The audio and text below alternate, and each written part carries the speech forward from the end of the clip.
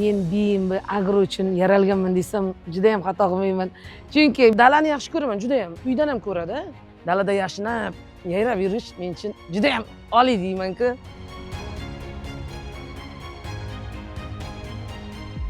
Bo'riyeva Nasiba 1980-yilda tug'ilganman. 20 yoshimda turmush o'rtog'im Toshpo'latov Zafar xonadoniga kelin bo'lib kelganman.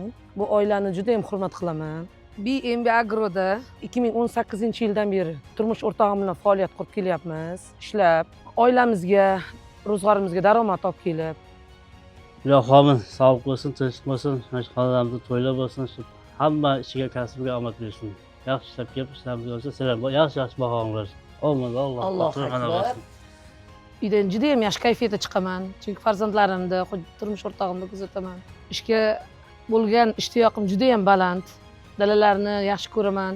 Kunim juda ham a'lo kayfiyatda o'tadi, chunki 20 talik ayol qizlarimiz, opa-singillarimiz mavjud. Ular bilan juda ham o'yin, kulgu, kayfiyat bag'ishlab bir-birimizga motivatsiyalar berib ishlaymiz, birga charchoqlarimiz chiqib ketadi. Chekka viloyatlardan mehmon kelsa uyimizga juda ham qiynalishardi. Buncha yo'llaring rasvo, nega buncha bunaqa? Mana hozir yo'llarimiz asfalt juda ham chiroyli bo'ldi. Bemalol endi kelsa, "Voy, yo'llaring juda ham yaxshi bo'libdi. Bozorimiz yo'q edi, bozorlaring chiroyli bo'libdi. Yo'llaring chiroyli bo'libdi" deb juda ham xursand bo'laman bu.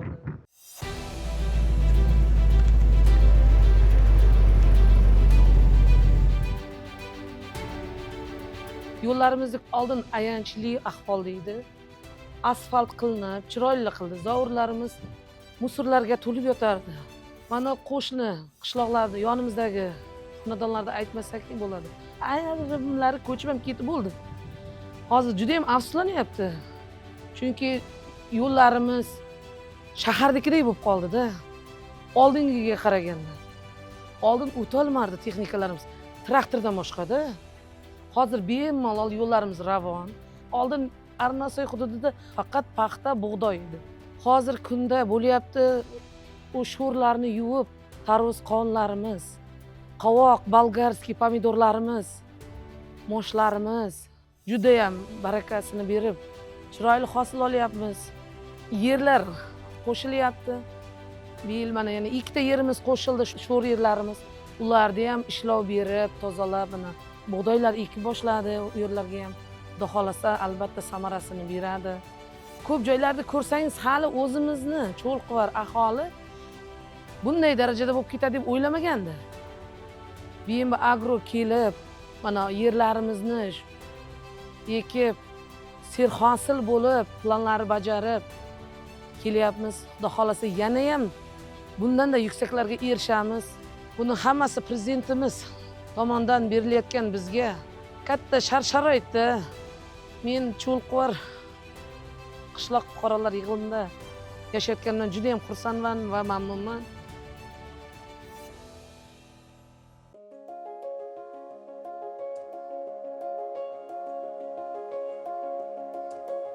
BMB Agroda hozirda issiqxonalarimiz 10 tadan mavjud. Ularda erta ko'klamdan boshlab pomidor urug'larini sepib, bolgarskiylarimizni yetishtirib, uni dalaga olib chiqib ekamiz. Undan keyingi hosilimiz rediska, shuvit, kashnich, piyoz mana unib kelyapti, juda ham chiroyli bo'lib. Buni hozir o'tash ishlari olib boryapmiz. Oldin berlar juda ham xaroba ahvolda edi.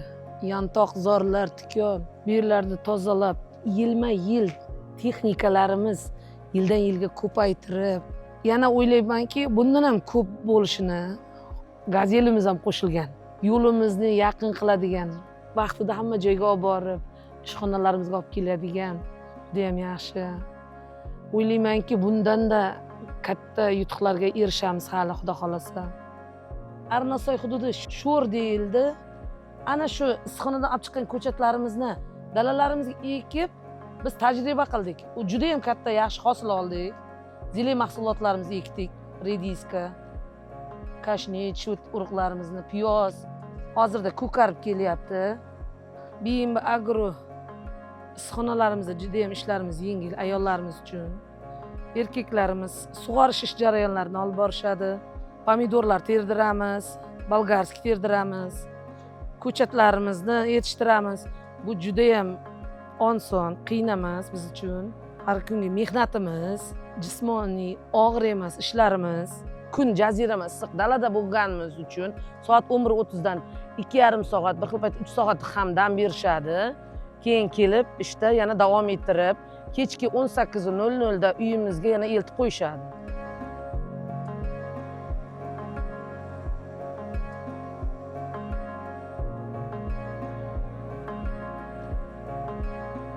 Kunning ikkinchi yarmida qovoqqa o'tdik. Mana qovoqlarimiz ko'rib turibsizlar, juda ham ajoyib. Buni o'zimiz ekib, o'zimiz yumshatib tagini shu darajaga keldi. Kayfiyatimiz juda ham a'lo darajada, bozorbob, ro'zg'orbob mahsulotlarimizdan biri. Ekayotganimizda bunaqa hosilga erishamiz deb juda o'ylamagandik. Chunki suv yo'q edi Arnasoy hududida. Katta-katta oshqovoqlar bo'lib, ko'rib az kayfiyatimiz undan-da ko'tarildi. Turmush o'rtog'im olayotgan maoshi va meni olayotgan oyliklarim juda ham bizga katta noyob etadi. 4 fasl biz uchun ish bor. Albatta, turmush o'rtog'imning singlisini, qayinsinglimni turmushga berdik. Qaynimda uyli joyli qildik, chunki ota-onasi vaqtli o'tib ketgani uchun. Uni orasida qiz farzandimni turmushga berdim yaqinda. Bu sharoitlarga erishimizda prezidentimizni chekka-chekka qishloqlarga berayotgan e'tibori deb o'ylayman albatta. O'zimni katta orzuyim mustaqil hayot qilib, kattaroq hovliga chiqsam-da, hozirda domda qolib ketmasam deyman, bo'ldi. Oilada 3 ta farzandim bor, kattam qiz, 2 tam o'g'il. Qizim hozirda 2-kurs hamshiralik kursini o'qiyapti. Xudo xolasa katta hamshira bo'lib, institutlarga kirib, vrach bo'lsa ham adashmayman, juda ham o'qish yaxshi. Farzandlarim kamolni ko'rish meni orzuyim.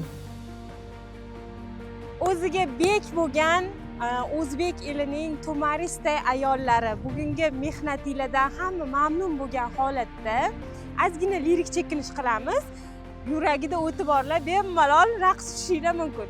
Dilmi dilimni o'ynatar yor, qoshingiz qarosimu,